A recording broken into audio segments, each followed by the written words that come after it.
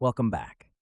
Today we explore the 12 Labors of Hercules. As always, relax and let yourself drift away. Let's begin. In ancient Greece, where gods and mortals intertwined, a hero's journey began 12,000 years ago that would shape Western storytelling. Heracles, born of Zeus and a mortal woman, embodied the Greek ideal of heroism. His life, a testament to redemption and human potential, faced constant trials from the jealous goddess Hera. Heracles' greatest challenge arose not from external foes, but from within, a divinely induced madness that led him to commit an unthinkable act. The murder of his own family set him on a path of atonement, encompassing 12 seemingly impossible labors. Today, we dive deep into the myth, the man, and the monster within, as we explore the legendary 12 Labors of Hercules. The tale of Heracles begins with a divine act of deception. Zeus, the king of the gods, known for his infidelities, set his sights on Alcmene, wife of Amphitryon, and renowned for her beauty and virtue. Zeus saw an opportunity to sire a hero who would become the greatest of his mortal offspring. On a fateful night, Zeus assumed the form of Amphitryon, who was away at war, and lay with Alcmene. To ensure his plan's success, Zeus extended the night to triple its usual length, a cosmic manipulation known as the Long Night. This act of divine trickery set in motion events that would reshape the fabric of both mortal and divine realms. Hera, Zeus's wife and queen of the gods, learned of the affair and was consumed by jealousy and rage. Her fury stemmed not only from Zeus's infidelity, but also from the threat this new demigod posed to the celestial order. Using her influence over childbirth, Hera delayed Alcmene's delivery while hastening the birth of another royal infant, Eurystheus. Zeus had declared that the descendant of Perseus, born on that day, would rule over Mycenae and the surrounding lands. By manipulating the timing of the births, Hera ensured that Eurystheus, not Heracles, would inherit this promised kingdom. Despite Hera's machinations, the birth of Heracles was a momentous occasion. The name chosen for the child, Heracles, meaning glory of Hera, was perhaps an attempt to appease the goddess's wrath or a bitter irony given her animosity towards him. From his earliest days, Heracles displayed extraordinary abilities that set him apart from mortal children. His strength was unparalleled, and his appetite was voracious, requiring constant attention from his nurses. Hera's enmity towards Heracles persisted. She sent 2 enormous serpents to kill the infant as he lay in his crib. While his twin brother, Iphicles, cried out in terror, Heracles showed no fear. With strength that belied his infancy, he grasped the serpents, one in each hand, and strangled them with ease. This act of heroism, performed before Heracles could walk, was witnessed by his mortal parents, Amphitryon and Alcmene. They were struck with awe and fear, recognizing that their child was destined for greatness, but also understanding the dangers such power might bring. As Heracles grew from infancy into youth, his exceptional nature became even more apparent. His education befitted a prince and potential hero, receiving training in warfare, music, and astronomy from some of the most renowned figures of the age, each contributing to the development of his mind and body. Heracles' extraordinary strength, a gift from the gods, came with a terrible price. As the young demigod grew, his education became paramount. The challenge of training a hero destined for greatness fell to some of Greece's most renowned masters, each tasked with honing a different aspect of Heracles' potential. These illustrious tutors imparted a diverse array of skills to the young hero. From the precise art of archery to the delicate strains of music, Heracles' education was as broad as it was deep. Yet, despite the wealth of knowledge at his disposal, a crucial element eluded the demigod: the ability to control his immense power. Heracles' struggle with his temper became a defining characteristic of his youth. His supernatural strength, combined with volatile emotions, created a dangerous combination that threatened both friend and foe. This internal conflict proved as formidable an opponent as any monster he would later face. Unlike other Greek heroes who battled external foes, Heracles' greatest enemy was often himself. The incident with Linus, Heracles' music teacher, starkly illustrated his lack of control. During a lesson, Linus harshly criticized Heracles' performance. In a fit of rage, Heracles struck his tutor on the head with the instrument, killing him instantly. This tragic event foreshadowed the destruction Heracles was capable of when his anger took hold. Despite this setback, Heracles' path to heroism continued. His first true test as a warrior came after his foster father, Amphitryon, fell in battle against the Minions. Heracles stepped forward to take his place, assuming the role of general and leading the Theban army into conflict. During this campaign, Heracles caught the attention of Athena, the goddess of war and wisdom. Recognizing his potential, Athena appeared to him on the battlefield, bestowing gifts from the gods, weapons and armor forged in the divine workshops of Olympus. These celestial armaments marked Heracles as a chosen champion of the gods. Heracles' leadership and valor proved decisive. The Theban army emerged victorious, and upon their return, Heracles was hailed as a hero. In recognition of his service, the king of Thebes offered Heracles his daughter, Megara, in marriage. The union of Heracles and Megara brought a period of relative peace. For several years, they lived contentedly in Thebes, raising 3 children. Heracles' role as defender of the city brought him respect and adoration, while his family life seemed to provide a stabilizing influence on his volatile nature. Yet, even as Heracles enjoyed this domestic tranquility, the threads of fate were being woven around him. The goddess Hera, still burning with hatred for her husband's illegitimate son, had not forgotten her desire for vengeance. As Heracles' fame grew, so too did Hera's determination to destroy him, setting the stage for the trials that would define his legendary status. The Oracle of Delphi stood as a beacon of divine wisdom in the ancient Greek world, revered as the mouthpiece of Apollo himself. It was to this sacred site that Heracles journeyed, his heart heavy with the weight of his unimaginable crimes. The hero sought guidance, desperate to find a path to redemption for the murder of his own family. As he approached the temple, the air thick with the scent of burning laurel leaves, Heracles could not have foreseen the monumental task that awaited him. The Pythia, Apollo's chosen priestess, sat upon her tripod, inhaling the vapors that rose from a chasm beneath the temple floor. As Heracles posed his question, the oracle fell into a trance, her words carrying the weight of divine pronouncement. The decree was clear. Heracles must serve King Eurystheus of Mycenae for 10 years, completing 12 seemingly impossible labors. This concept of atonement through heroic deeds was deeply ingrained in Greek mythology. The gods often demanded great acts of penance from mortals who had transgressed, particularly those who had committed grievous sins such as murder. Heracles' case was unique, as the magnitude of his crime demanded an equally monumental act of redemption. The significance of the number 12 in Greek mythology was profound. It represented completeness and divine order, appearing in various contexts such as the 12 Olympian gods. By assigning 12 labors to Heracles, the oracle imbued his quest with cosmic importance, each completed task bringing him closer to spiritual wholeness and ultimately to a place among the gods themselves. King Eurystheus, now ruler of Mycenae due to Hera's earlier machinations, would play a crucial role in Heracles' journey. As the taskmaster assigned by the oracle, Eurystheus was responsible for setting the terms of each labor. Jealous of the hero's fame and fearful of his strength, Eurystheus sought to make each task as difficult as possible. Upon hearing the oracle's decree, Heracles was initially overcome with shame and despair. Yet, as the initial shock subsided, a spark of determination ignited within him.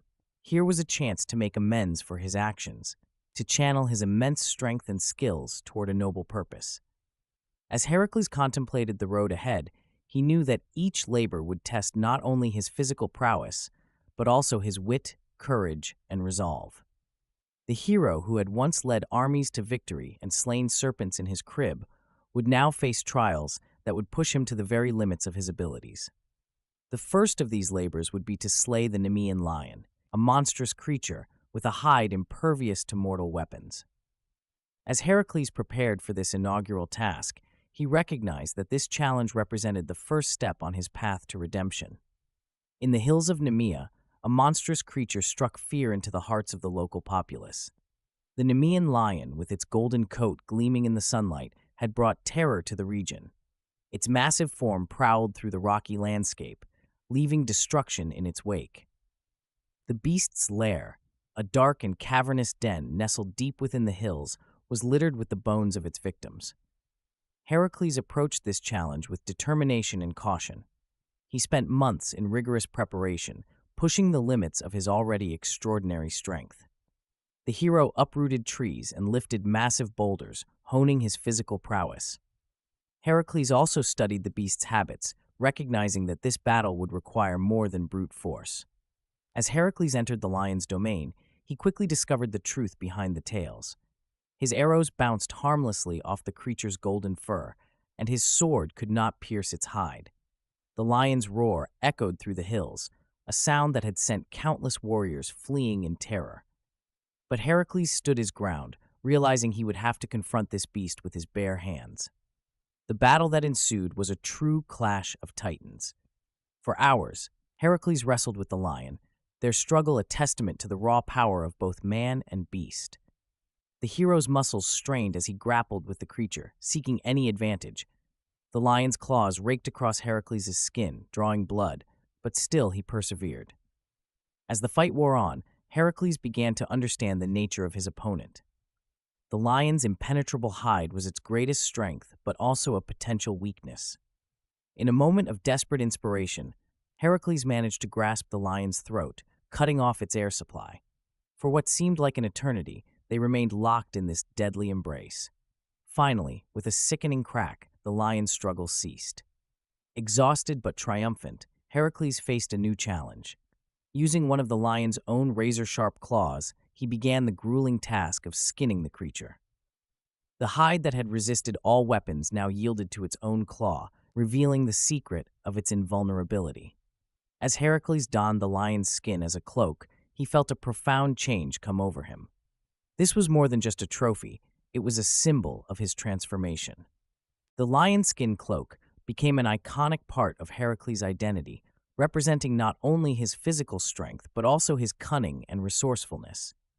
In future adventures, it served as both armor and a reminder of his ability to overcome seemingly impossible odds. The defeat of the Nemean lion marked a turning point in Heracles' journey. He had faced an impossible task and emerged victorious through strength, perseverance, and ingenuity. This victory became a powerful symbol in Greek and Roman culture, representing the idea of overcoming one's inner demons and external challenges. Fresh from his victory over the Nemean lion, Heracles faced a challenge that would test the very limits of his ingenuity. The Lernaean Hydra, a fearsome water serpent with 9 heads, lurked in the murky swamps of Lerna. This creature, whose very essence defied the laws of nature, held a significant place in Greek mythology. Some accounts claimed it was the offspring of Typhon and Echidna, while others believed it was a creation of Hera herself, designed specifically to challenge Heracles. The Hydra's reputation as a scourge of the land was well earned. Its poisonous breath could kill anyone who dared approach its lair, and one of its heads was immortal. The creature's blood was known to be the most poisonous substance to humans, making it a formidable adversary even for the son of Zeus. As Heracles ventured into the swamps, he quickly realized that this battle would require more than brute strength. His initial attempts to slay the Hydra proved futile and counterproductive. Each time he severed one of the creature's heads, 2 new ones would sprout in its place. This regenerative ability symbolized the seemingly insurmountable challenges that often arise in life, where conventional solutions only exacerbate the problem. Recognizing the need for a new approach, Heracles called upon his nephew, Iolaus, to assist him. Together, they devised a strategy that would change the course of the battle. As Heracles severed each head, Iolaus would immediately cauterize the wound with a flaming torch, preventing the regrowth of new heads. This ingenious tactic allowed them to slowly but surely reduce the Hydra's number of heads without inadvertently strengthening it. The battle raged on, with Heracles wielding his club and Iolaus brandishing his torch. Even as they made progress, Hera sought to further complicate Heracles' task by sending a giant crab to aid the Hydra. Despite this additional challenge, Heracles and Iolaus persevered, their teamwork proving effective against both foes. As they neared victory, only the Hydra's immortal head remained. In a display of quick thinking, Heracles decided to bury the immortal head under a massive rock, effectively imprisoning it for eternity. With this act, the threat of the Lernaean Hydra was finally neutralized. Heracles' defeat of the Hydra demonstrated his ability to adapt, seek help when needed, and overcome seemingly impossible odds through strategy and perseverance. The hero's approach to this labor highlighted the importance of innovative thinking and collaboration when faced with self-regenerating problems. By dipping his arrows in the Hydra's toxic blood, Heracles also showed foresight, creating weapons of unparalleled lethality that would prove crucial in his future labors. This victory was more than just a physical triumph for Heracles. It showcased his growth as a hero, proving that brawn alone was not enough to overcome every challenge. The lessons learned in facing the Hydra would serve him well in the trials to come, as each labor presented its own unique challenges that required more than just raw strength to overcome. Fresh from his triumph over the Hydra, Heracles faced a task that seemed deceptively simple: capture a deer. Yet this was no ordinary animal, and its pursuit would push the hero to the very limits of his endurance, testing both his body and spirit.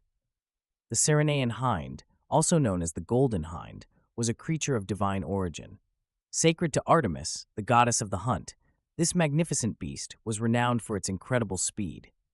Its golden antlers and bronze hooves gleamed in the sunlight as it raced across the Greek landscape, embodying grace and swiftness. Heracles' quest to capture this elusive creature proved to be a test of patience and strategy rather than brute strength. For an entire year, the hero pursued the hind, demonstrating unparalleled determination. This prolonged chase took Heracles across vast stretches of Greece, from dense forests to craggy mountaintops, as he sought to match wits with a creature blessed by the gods themselves. The hero employed various tracking methods in his relentless pursuit. Drawing upon his exceptional hunting skills, Heracles studied the hind's habits and preferred habitats. He learned to read subtle signs in the environment: a bent blade of grass, a distant flash of gold in the sunlight, that might betray the creature's presence.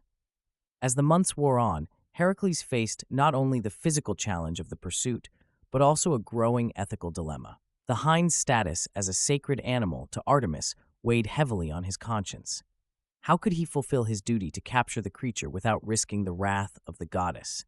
This moral quandary forced Heracles to consider the consequences of his actions in a way he hadn't before. The moment of capture, when it finally came, was a testament to Heracles' ingenuity. Realizing that he could not match the hind's speed on foot, the hero devised a clever strategy.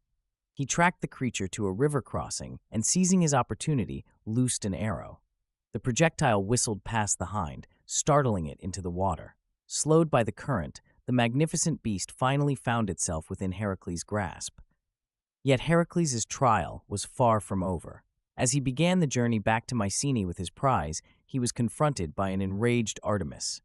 The goddess, furious at the capture of her sacred animal, demanded an explanation. With humility and respect, Heracles explained his predicament to Artemis. He spoke of the labors imposed upon him by King Eurystheus, of his quest for redemption, and of the impossibility of refusing this task. The hero's words, tinged with genuine remorse for any offense caused, seemed to resonate with the goddess. In a moment of divine understanding, Artemis relented, allowing Heracles to complete his labor on the condition that the hind be returned unharmed once presented to Eurystheus. This resolution highlighted a crucial aspect of Heracles' character development. The hero who had once relied solely on his strength now demonstrated the ability to navigate complex situations with tact and diplomacy. His interaction with Artemis showcased a growing maturity and understanding of the delicate balance between mortal ambition and divine will. Heracles' fourth labor, the capture of the Erymanthian boar, presented a challenge that tested both his legendary strength and strategic acumen. Mount Erymanthos, a significant location in Greek mythology, was known for its rugged terrain and harsh climate. The mountain's deep snow and treacherous slopes created a formidable backdrop for this task, symbolizing the hero's struggle against nature itself. The Erymanthian boar, a creature of immense destructive power, had been terrorizing the local population. Heracles was tasked with bringing the beast back alive to King Eurystheus, a feat that required careful planning and execution. The hero's journey to Mount Erymanthos was fraught with obstacles, as he navigated the treacherous landscape and biting cold. Recognizing the need for both strength and cunning, Heracles devised a strategy to tire out the boar in the deep snow. This approach demonstrated a growing sophistication in his problem-solving abilities, as he incorporated environmental factors into his plans. The harsh weather conditions of Mount Erymanthos, with its blinding snowstorms and icy winds, played a crucial role in the hero's strategy. During his ascent, Heracles encountered his friend Pholus, a centaur known for his hospitality and wisdom. This meeting, initially a welcome respite, became a pivotal moment in the labor. Pholus's offer of food and shelter led to the opening of a communal wine jar, an act that would have far-reaching consequences. The aroma of the opened wine attracted other centaurs, resulting in a chaotic scene. The centaurs, prone to wild behavior when intoxicated, began to riot. This incident escalated into a violent confrontation between Heracles and the centaur horde, symbolizing the clash between civilization and untamed nature. In the ensuing battle, tragedy struck. Chiron, Heracles' former mentor, was accidentally shot with an arrow poisoned by the Hydra's blood. This event held deep symbolic significance, representing the unintended consequences of heroic actions and the price of knowledge and power. The accidental injury to Chiron served as a poignant reminder of the complexities of heroism. Heracles, who had come to capture a boar, now grappled with the harm caused to his teacher. This incident underscored the theme of responsibility that runs throughout Greek mythology, where even the greatest heroes must face the repercussions of their actions. Returning his focus to the primary objective, Heracles pursued the Erymanthian boar through the snow-covered slopes. His strategy of chasing the creature into deep snow proved effective, as the beast's strength waned in the challenging terrain. Using his immense strength, Heracles bound the exhausted boar with chains, preparing to bring it back to King Eurystheus. The successful capture of the boar marked the completion of Heracles' fourth labor, but the victory was tempered by the tragic events that had unfolded during his quest. Fresh from his bittersweet victory with the Erymanthian boar, Heracles encountered a labor that would test the limits of his ingenuity and challenge his very dignity as a hero. King Eurystheus, determined to humiliate the legendary son of Zeus, tasked Heracles with cleaning the Augean stables in a single day without the use of any tools. This seemingly impossible feat was designed to bring low the mighty hero, forcing him to contend with years of accumulated animal waste from the vast herds of immortal cattle owned by King Augeas of Elis. The Augean stables stood as a monument to neglect, their walls stained and crumbling under the weight of decades of filth. The air hung heavy with the pungent odor of waste, a miasma that permeated the surrounding lands for miles. Heracles surveyed the vast expanse of squalor, where mounds of dung rose like small hills and putrid streams trickled between them. The stables housed thousands of immortal cattle, their supernatural nature evident in the sheer volume of waste they produced. Realizing that brute force alone would not suffice, Heracles devised an ingenious solution. He reshaped the landscape, digging massive canals to divert the nearby rivers Alpheus and Pineus. As the sun began to set, the combined might of the two rivers surged through the stables, creating a torrent that swept away years of accumulated waste. The rushing waters cleansed the stables more thoroughly than any mortal effort could have achieved, leaving behind structures that gleamed in the fading light. The environmental impact of Heracles' solution extended far beyond the confines of the stables. The flood of water, rich with nutrients from the waste of immortal cattle, spread across the surrounding farmlands. This unexpected benefit brought new life to soil that had long been rendered barren, promising a future of agricultural prosperity for the citizens of Elis. The cleansing of the Augean stables symbolized more than just the completion of a seemingly impossible task. It represented a renewal of the land itself, washing away years of stagnation and neglect. The labor served as a metaphor for the purification of corrupt systems and the restoration of balance to nature.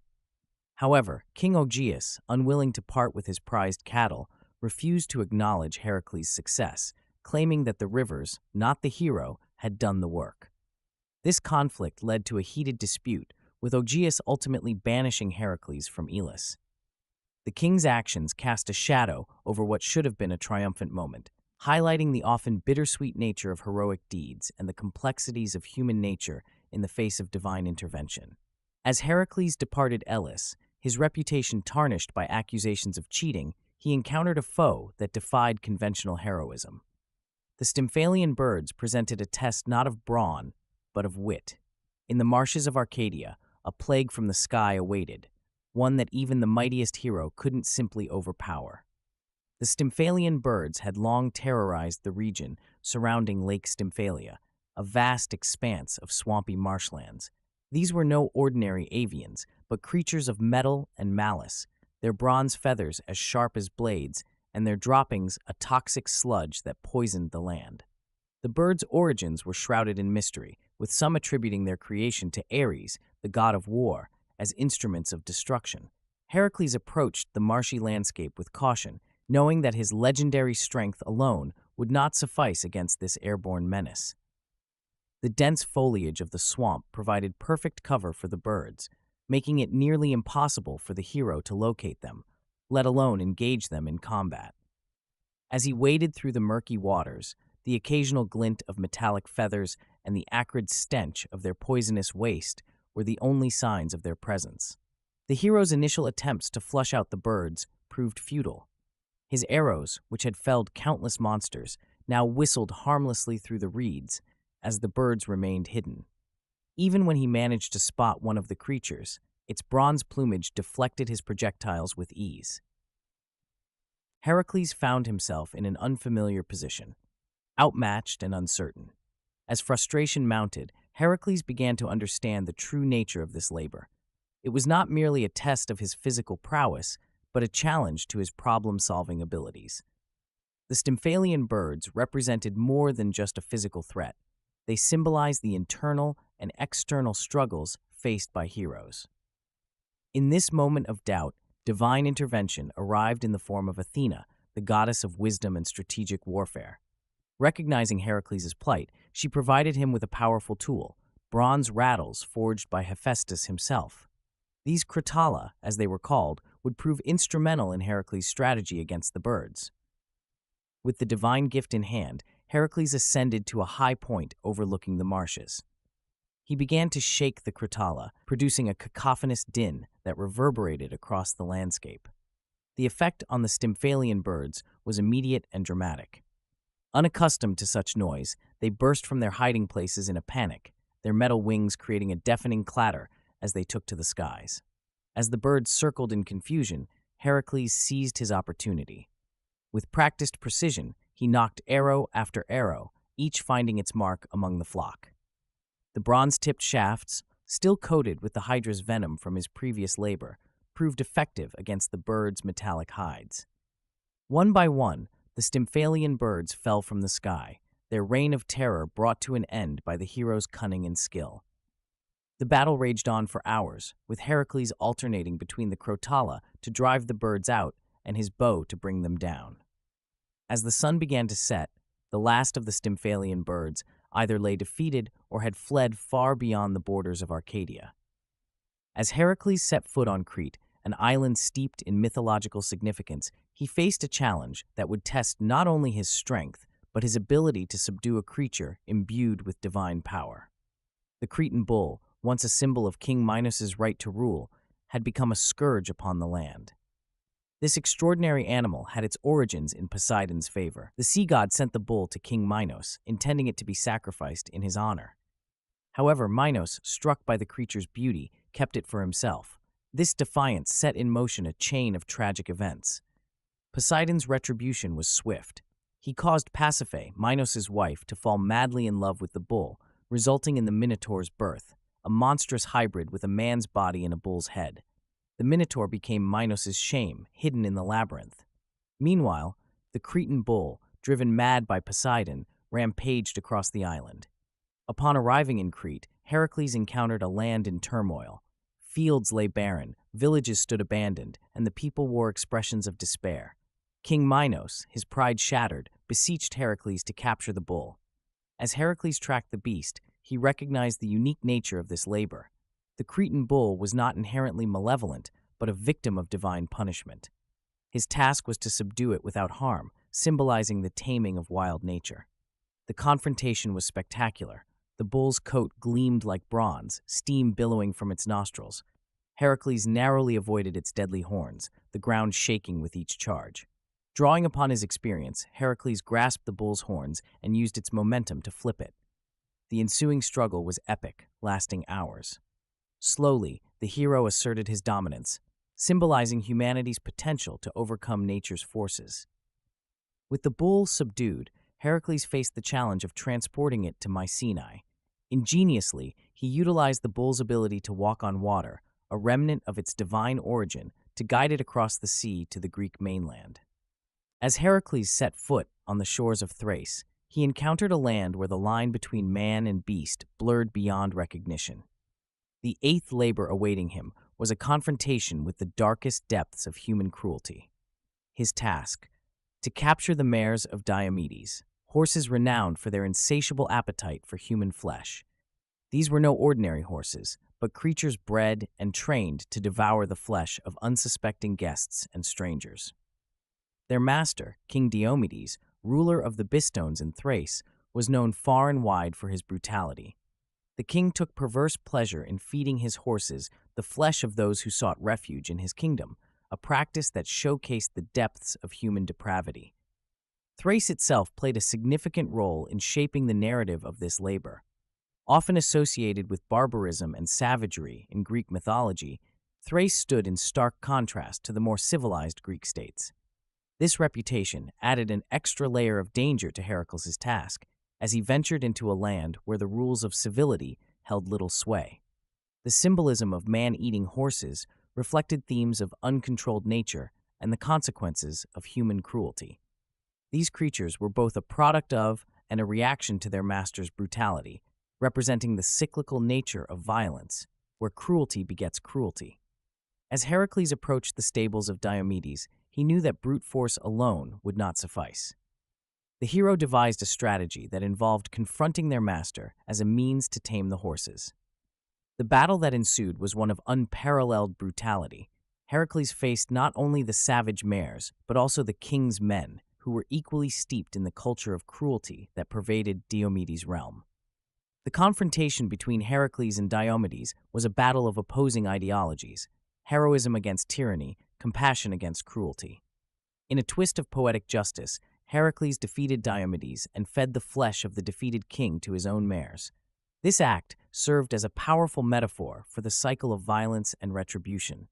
This grim feast marked a turning point in the horses' behavior, as they consumed the very source of their savage nature.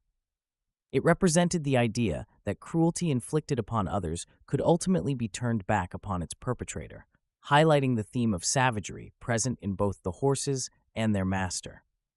With the mares subdued, Heracles faced the challenge of leading these once ferocious creatures back to King Eurystheus.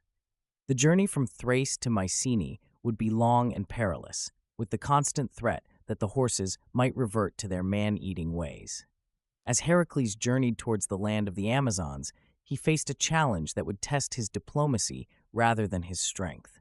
The ninth labor assigned by King Eurystheus required him to obtain the golden girdle of Hippolyta, the queen of the Amazons. This magical belt, bestowed upon Hippolyta by Ares, symbolized her authority and assured her victory in battle. It represented not only physical prowess, but also the unique status of the Amazons in Greek mythology. The Amazons, a society of warrior women, were renowned for their fierce combat skills and independence from male influence. Their culture valued strength, skill in horseback riding, and martial arts. Contrary to expectations, Heracles was met with unexpected hospitality upon his arrival.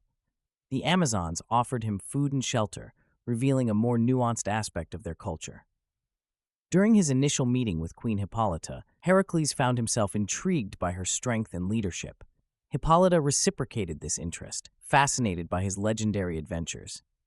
As they conversed, they discovered common ground, their shared experiences as warriors creating an unexpected bond. This connection led Heracles to hesitate in taking the girdle by force, as he sought to form an alliance with Hippolyta and her people. The peaceful negotiations between Heracles and Hippolyta progressed well. The queen, impressed by Heracles' reputation and respectful demeanor, considered gifting him the girdle willingly. However, the goddess Hera, determined to thwart Heracles' efforts, saw an opportunity to sow discord. Disguising herself as an Amazon warrior, Hera spread rumors that Heracles intended to enslave them and kidnap their queen. She exploited the Amazons' deep-seated mistrust of outsiders, particularly men, manipulating their perceptions. The seeds of mistrust planted by Hera quickly took root, leading to a tragic misunderstanding that escalated into violence. The Amazons, believing their queen to be in danger, prepared for battle. Heracles, unaware of the deception, was caught off guard by the sudden hostility. The peaceful negotiations crumbled as both sides reached for their weapons, the promise of alliance giving way to the familiar clash of combat. The ensuing battle was fierce and chaotic. Heracles, despite his desire for a peaceful resolution, found himself forced to defend against the onslaught of Amazon warriors. The confrontation between Heracles and Hippolyta ended in tragedy. In the heat of battle, misinterpreting Hippolyta's actions as hostile, Heracles struck a fatal blow. It was only as the Amazon queen fell that Heracles realized the terrible mistake that had occurred. The golden girdle, which had been freely offered in peace, was now taken in violence, symbolizing the destructive power of misunderstanding and the tragic consequences of gender conflict in ancient Greek mythology. Heracles' 10th labor led him to the fringes of the known world, challenging him to retrieve the cattle of Geryon from the distant island of Erythea. This task tested not only his strength, but also his endurance and ingenuity, pushing him to explore the boundaries of ancient Greek understanding of the world. Erythea represented the Greek concept of the world's edge, where reality intertwined with myth. The journey itself was a formidable challenge, requiring Heracles to navigate through uncharted territories that grew increasingly treacherous.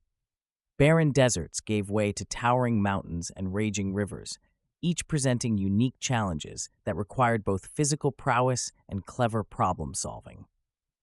During this arduous journey, Heracles established the Pillars of Hercules, identified as the Rock of Gibraltar and Monte Hacho in Ceuta. These monumental structures marked the boundary between the Mediterranean Sea and the Atlantic Ocean, serving as a lasting symbol of the limits of human exploration in the ancient world. Upon reaching the Atlantic, Heracles faced the seemingly insurmountable task of crossing the ocean to reach Erythea. The sun god Helios, impressed by Heracles' determination, provided him with a golden cup to sail across the waters. This divine intervention highlighted the Greek belief in the god's involvement in human affairs, especially when mortals pushed the boundaries of their known world. On Erythea, Heracles encountered Orthrus, the two-headed dog guarding Geryon's cattle.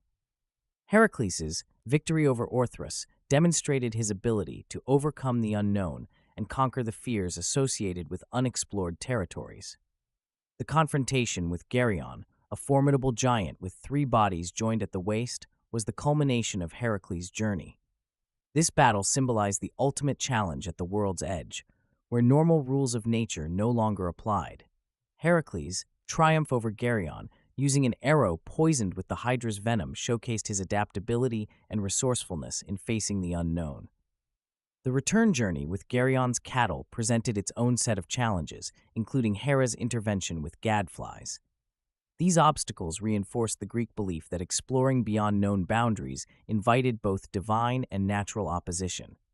Heracles' perseverance in the face of these trials exemplified the Greek ideal of heroism and the rewards of pushing beyond established limits. This labor, with its journey to the world's edge and back, served as a powerful metaphor for exploration and the expansion of knowledge. It reflected the Greek fascination with the unknown and their attempts to understand and conquer the mysteries that lay beyond their familiar world. Heracles' 11th labor challenged him to retrieve the golden apples of the Hesperides, a quest that would test his strength, wit, and cunning. These apples, symbols of immortality prized by the gods, grew in a mysterious garden at the world's edge. Hera, ever hostile to Heracles, had placed a 100-headed dragon named Ladon to guard the entrance.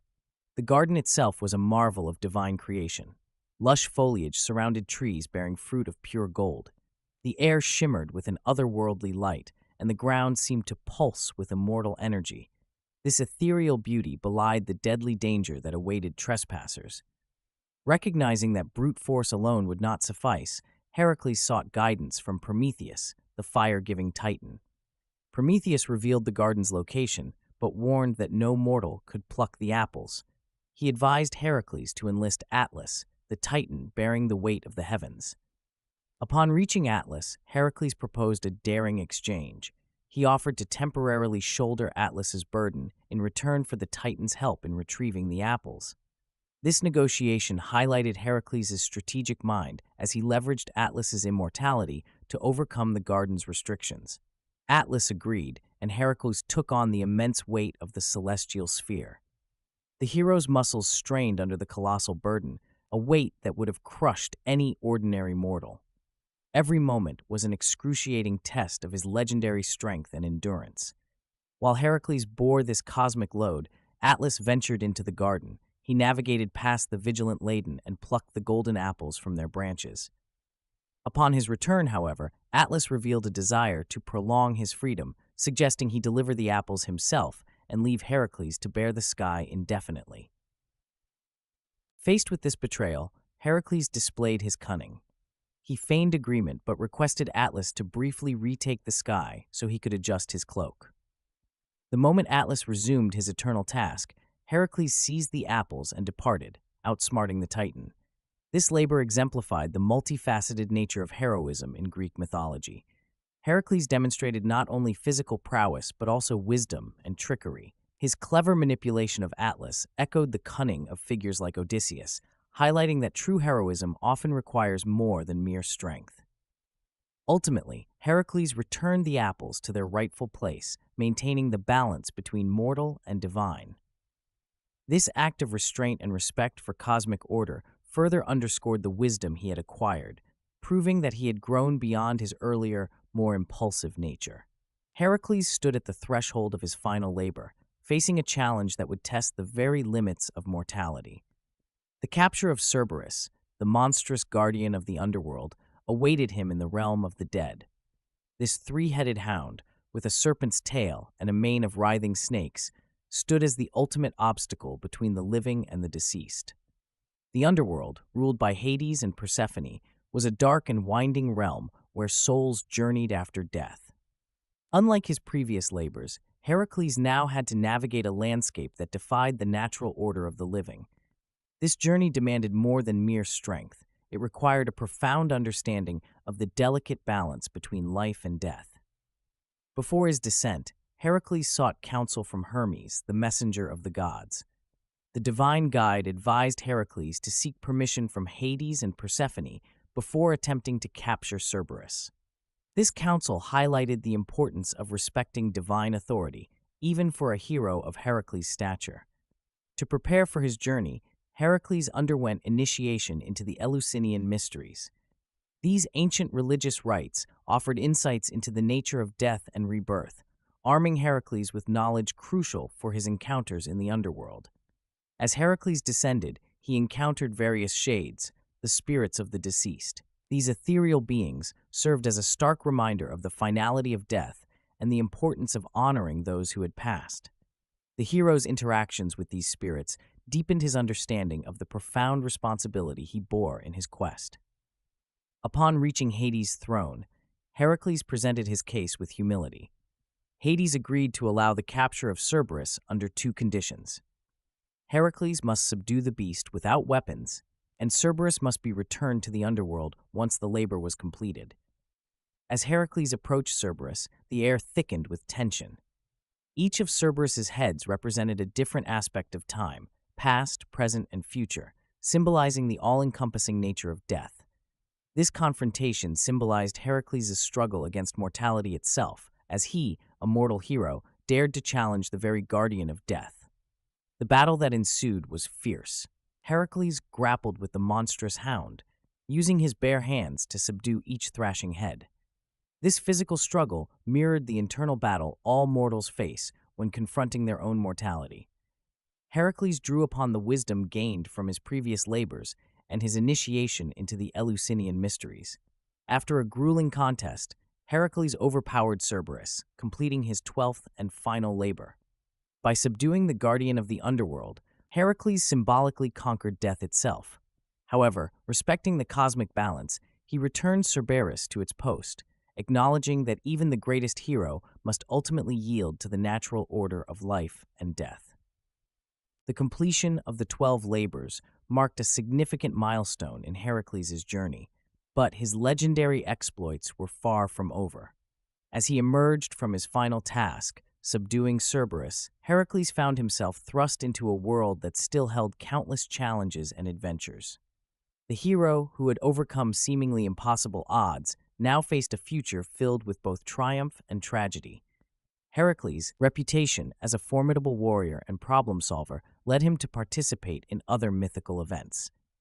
His involvement with Jason and the Argonauts on their quest for the Golden Fleece brought together many of Greece's greatest heroes.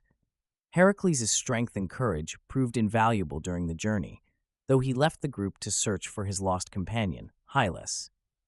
In the years following his labors, Heracles continued to roam Greece and beyond.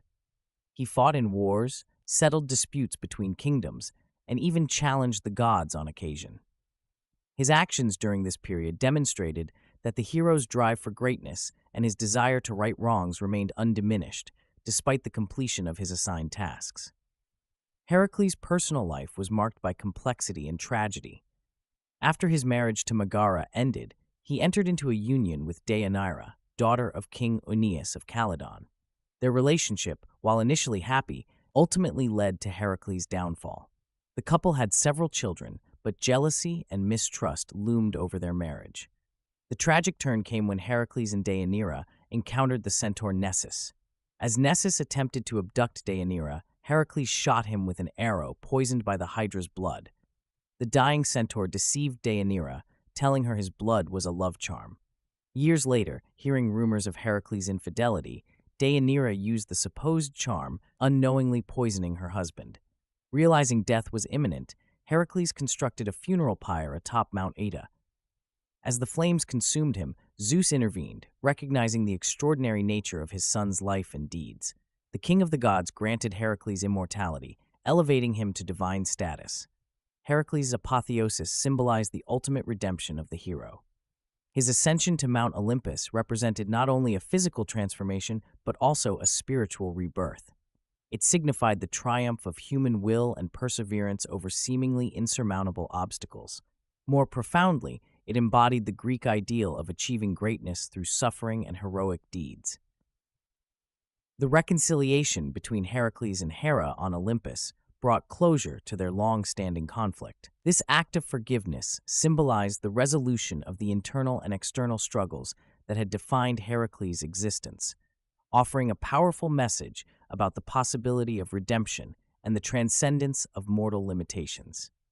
The myth of Heracles has left an indelible mark on Western culture, transcending its origins in ancient Greek mythology to become a symbol of strength, perseverance, and human struggle against adversity. For over 2 millennia, this legendary figure has captivated the imagination of artists, philosophers, and leaders, evolving to reflect the values of each generation. In ancient Greece, Heracles held religious significance. Cults dedicated to his worship spread across the Hellenic world, with Thebes becoming a center of devotion. These cults viewed Heracles as a protector and guardian, invoking his strength to safeguard their cities. The worship of Heracles as a demigod offered followers hope that they too might achieve greatness through their deeds. As Greek culture spread, so did Heracles' legend. Rulers and states recognized the potent symbolism of this hero. Alexander the Great and Roman emperors aligned themselves with Heracles, using his image to legitimize their authority. The hero's feats became a metaphor for the might of empires and the will of their rulers. Philosophers found in Heracles' 12 labors a rich tapestry of allegory and moral instruction. His trials came to represent the human condition itself, the struggle against odds, the battle with inner demons, and the quest for redemption. Stoic philosophers saw in Heracles an embodiment of their ideals: strength in adversity, self-discipline, and virtue. The portrayal of Heracles in art underwent transformations. Ancient Greek pottery depicted him as the epitome of physical perfection. Roman art often portrayed Heracles in a more humanized light. During the Renaissance, artists imbued Heracles with Christian allegorical meanings. The Enlightenment brought new interpretations of the Heracles myth. Scholars analyzed the stories as windows into the ancient Greek psyche and societal values. The labors of Heracles were seen as metaphors for the human struggle against nature and the establishment of civilization. In modern times, Heracles continues to resonate. Contemporary interpretations emphasize the hero's internal conflicts and the consequences of his actions. This nuanced approach is evident in literature and film, where Heracles is often depicted as a complex character grappling with his own legend. The enduring appeal of Heracles lies in his ability to embody both the extraordinary and the relatable. His superhuman strength sets him apart, yet his human struggles make him accessible. In this duality, modern audiences find reflections of their own challenges and aspirations. As a cultural icon, Heracles has permeated various aspects of contemporary society. His name and image are invoked in contexts ranging from sports to leadership training. The term Herculean task has entered common parlance, describing any seemingly impossible challenge. This linguistic legacy speaks to the deep-rooted impact of the Heracles myth on our collective consciousness. The 12 Labors of Hercules exemplify myth's enduring power to illuminate the human condition. These trials, each more daunting than the last, serve as metaphors for life's challenges. Heracles' journey from flawed mortal to divine hero resonates deeply, inspiring recognition of our own potential for greatness. The labors showcase not only physical prowess, but also cunning, perseverance, and the ability to overcome seemingly insurmountable odds. Greek mythology, particularly Heracles' story, offers insights into human nature, identity struggles, and moral complexities. These ancient tales remain relevant in modern discussions about personal challenges and redemption, reminding us that even legendary heroes grappled with inner demons. How might Heracles' journey reflect our own struggles and triumphs? His myth continues to inspire contemporary storytelling, echoing themes of heroism and resilience.